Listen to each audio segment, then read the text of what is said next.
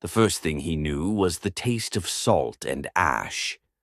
Kalen coughed, his body racked with a deep, hollow pain.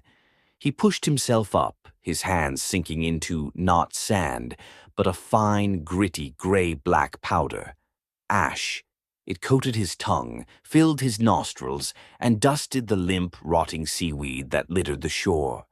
The sea that had spat him out was a sluggish, oily black, its waves sighing onto the beach like a dying man's breath. The sky above was a perpetual, bruised twilight, the sun hidden behind a veil of falling cinder. An ash storm had passed, leaving the world muffled and grim. He remembered the ship, the Sea Hawk, the sudden, unnatural squall that had risen from a dead calm, the way the waves themselves seemed to turn to grasping black hands, pulling the timbers apart, and the sound, not the roar of wind and wave, but a silence that swallowed screams. He was alone. As he staggered to his feet, a wave of dizziness hit him, but it was followed by something else, a flicker behind his eyes, a sensation not his own.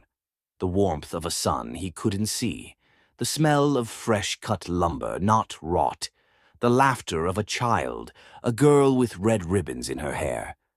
The vision was gone as quickly as it came, leaving a phantom warmth in his chest that was swiftly crushed by the cold reality of the beach. He shook his head, blaming exhaustion and the inhaling of blight ash. He needed shelter. He needed to find a bastion, a veilstone. He trudged up the beach, his waterlogged boots leaving deep prints in the ash. Ahead, the skeleton of a fishing village lay half-submerged in the dunes. Roofs had caved in, and the ribs of old hulls stuck out of the ash like grave markers. It was then he saw the hollowed. A figure, gray as the landscape, sat on an overturned bucket outside a collapsed shack. It was methodically, endlessly mending a net that wasn't there. Its hands, worn to bone and sinew, performed the motions of threading and knotting with a slow, terrible precision. It took no notice of Kalen. It was just an echo of a person, its soul scoured away, leaving only the ghost of a chore. A deep sorrow, sharp and unexpected, pierced Kalen's heart. It felt familiar. And then the echo hit. It wasn't a memory. It was the memory of the memory. The net mender's final looping thought amplified 1,000-fold. The weight of the net in his hands, the smell of the salt, the promise of a full catch, Elara's smile when he returned, the way the light caught the sea at dawn, the hope of it. The hope, Kalen gasped, stumbling back. The sensation was a physical blow. He hadn't just seen the memory. He had felt the man's hope, his love for a woman named Elara, the simple joy of his work.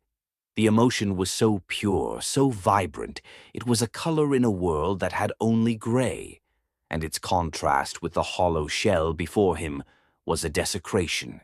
He fell to his knees, vomiting salt water and bile onto the ash. This was no delusion. This was the blight's true horror.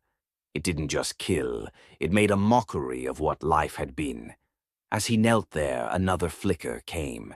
This one was stronger, an image seared into his mind's eye. He saw this very beach, but golden under a true sun.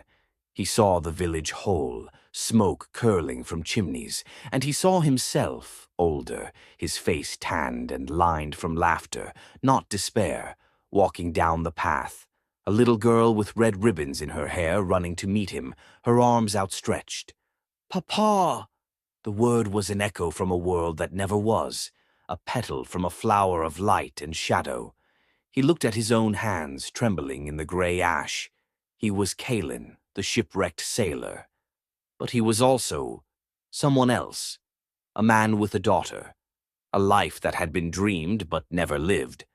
A cold certainty settled in his gut, colder than the sea, heavier than the ash. The wardens preached that the dream touched were a curse. The covenant preached they were a blasphemy. But as he knelt on that dead beach, haunted by the ghost of a life he could almost touch, Kalin understood the terrible truth. He was not cursed. He was haunted, and the world was a corpse, and he was one of the few who could still hear its dying heartbeat. Getting up was the hardest thing he had ever done, but he did.